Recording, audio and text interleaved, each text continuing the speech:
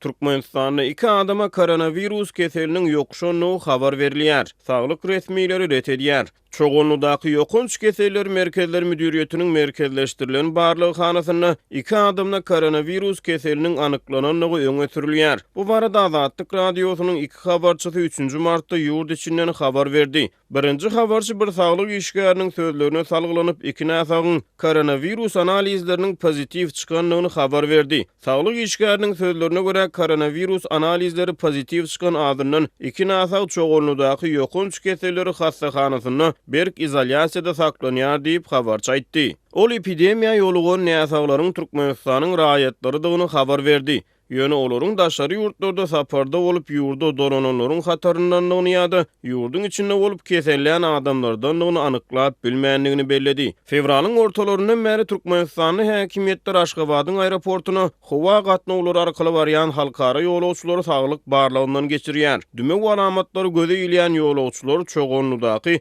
ýokunç keseller merkezleri müdüriýetine äkidilýär hemde ol ýerde karantinada saklanýar.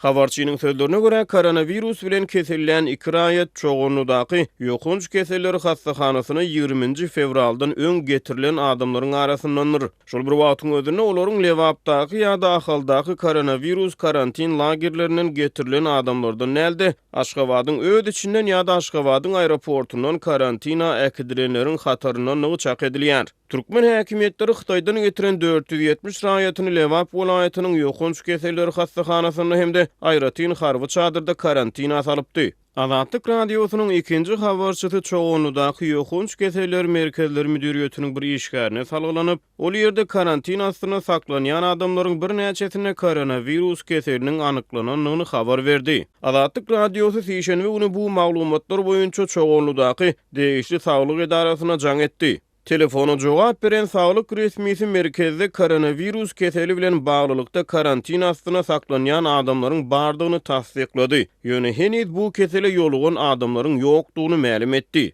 2 martda Türkmenistanyň Saglygy goraýyş we derman senawaty ministrligi täze epidemiýa barada koronavirus sözüni agzamyzdan beýanat ýaradyp ýurt raýatlaryny howply mögsüm sowulýança ýurdun çäginden çykyp daşary ýurtlara belli bir iş saparyna we syýahata gitmekden saklanmagy maslahat berdi. Bu maglumat Türkmen raýatlarynyň Türkmen howa ýollarynyň Istanbul gatnawlarynyň mejburi düşürilýänligi barada gowuşýan maglumatlaryň fonuny ma'lum edildi. Azatlyk radiosynyň habarçylarynyň ýurtdan berýän soňky maglumatlaryna görä 3 martda Aşgabatyň orta mekdeplerine keseliň öňüni almak çäreleri bilen baglylykda ýüzerlik tutuldy. Ähli döwlet edara kärhanalarynyň girelgelerine, işgärleriň burunlaryna aksalyn ýagy çalyndy.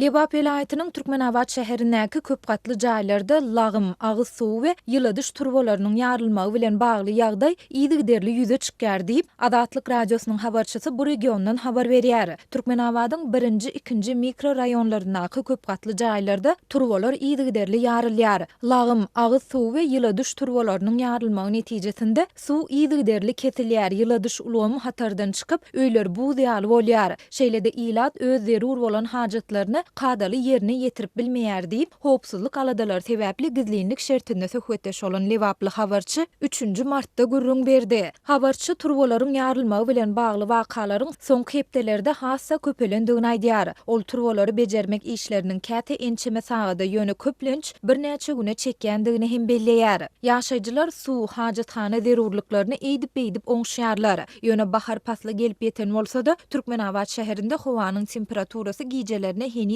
-2 gradusa çenli ýetýär. Bu bolsa buz ýaly öýi ýylatmak meselesini kynlaşdyrýar diýip Türkmenabadlaryň ençemesi bilen söhbetdeş bolan habarçy aýtdy. Ýaşaýjylaryň sözüne görä ýerli häkimetler şol sanda öý dolandyryş müdirlikleri turbolaryň ýygyderli ýarylmagynyň sebäplerini düşündirmeýärler. Azatlyk radiosynyň bu barada Lewap welaýat häkimliginden we öý dolandyryş müdirliklerinden kommentari almak synançyklary hem häzirlikçe netije bermedi. Türkmenistanyň prezidenti Gurbanguly Berdimuhammedow ýurtda ýaşaýan yaşaýyş jaýlarynyň ýyladyş ulgamlaryny awatlamak we olaryň ulanyş ýagdaýyny üpçün etmek barada ir gözünden alada etmeldigini her ýylyň güýdünde ençeme gezek tekrarlaýar. Muňa garamazdan gymmatbaha guruluşlar alınıp barlayan Türkmenistanda ýaşaýjylar jaýlaryň infrastrukturasyny ýüze çykýan näsazlyklar bilen bagly dürli oňaýsızlyklary iýdigderli başdan geçirýärler. Bu barada Adatlyk radiosynyň yerli habarçylary we garaşsyz neşirler ençeme ýyl bäri habar berip gelýärler. Ýakyna Türkmenistanyň Kronikasy neşiri fevralyň 18-den 19-na geçilen giýje Parahat 7 drop 1 etrapçasyndaky 19-njy jaýda ýyladyş turbolarynyň ýarlylandygyny habar berdi. Bu wakany Adatlyk radiosynyň Aşgabatdaky habarçylarynyň biri hem tasdiklaýar ýöne ol bu ýerde ýagdaýyň has çynlyk aýdygyna ünsü çekýär we turbolaryň iýdigderli hatardan çykmagynyň jaýlaryň guruluşyndaky näsazlyklar bilen baglanyşyklydygyny aýdýar. Soňky wakadan soň şäher prokuraturasy Parahat 7 etrapçasyndaky jaýlar hususanda Çağalar bagynyň we saglyk öýüniň binalary bilen bagly derňewleri başladyp jenaýat işini gozady diýip Aşgabatly habarçy agdalýan binalary barlamak işlerine gatnaşan resmi işäriň gizlinlik şertinde beren maglumatyna salgylanyp 3-nji martda gurrun berdi. Adatlyk radiosu bu barada Aşgabat şäher häkimliginden we prokuraturasyndan häzirlikçe kommentari alyp bilmedi.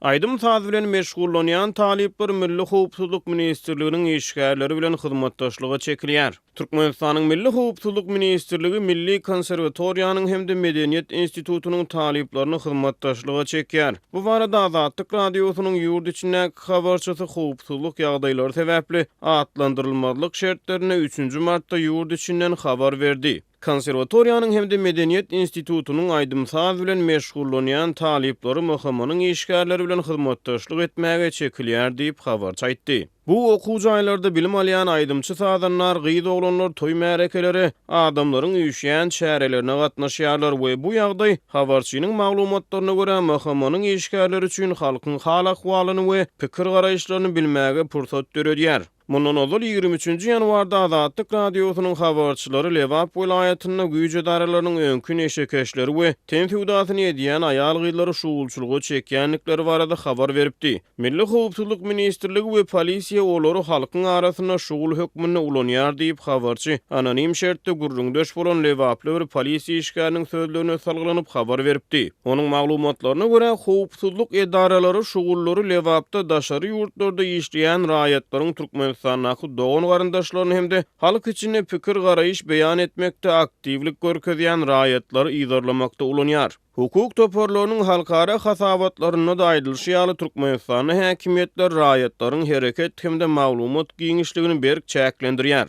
Human Rights Watch guramasy soňky çap eden ýyllyk hasabatyna Türkmenistanyň häkimetleriň raýatlaryň maglumat giňişligini berk gysýanlygyny hasabat berdi.